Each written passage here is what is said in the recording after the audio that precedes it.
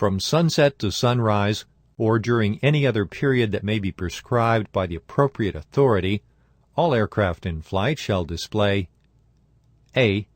Anti-collision lights intended to attract attention to the aircraft, and B.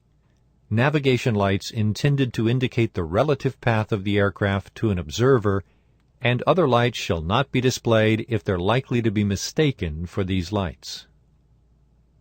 In addition, A. All aircraft moving in the movement area of an airport shall display navigation lights intended to indicate the relative path of the aircraft to an observer, and other lights shall not be displayed if they're likely to be mistaken for these lights. B. Unless stationary and otherwise adequately illuminated, all aircraft on the movement area of an airport shall display lights intended to indicate the extremities of their structure. C. All aircraft operating in the movement area of an airport shall display lights intended to attract attention to the aircraft.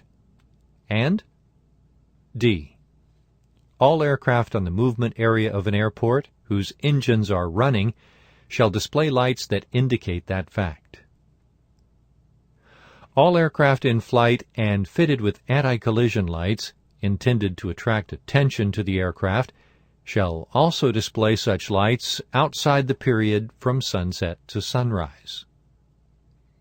All aircraft operating on the movement area of an airport and fitted with anti-collision lights, or all aircraft on the movement area of an airport when engines are running, shall display such lights also outside the period from sunset to sunrise.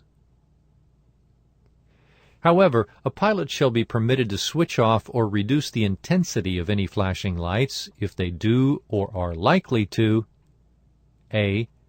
Adversely affect the satisfactory performance of duties, for example in fog, or B. Subject an outside observer to harmful dazzle such as during taxiing at the airport.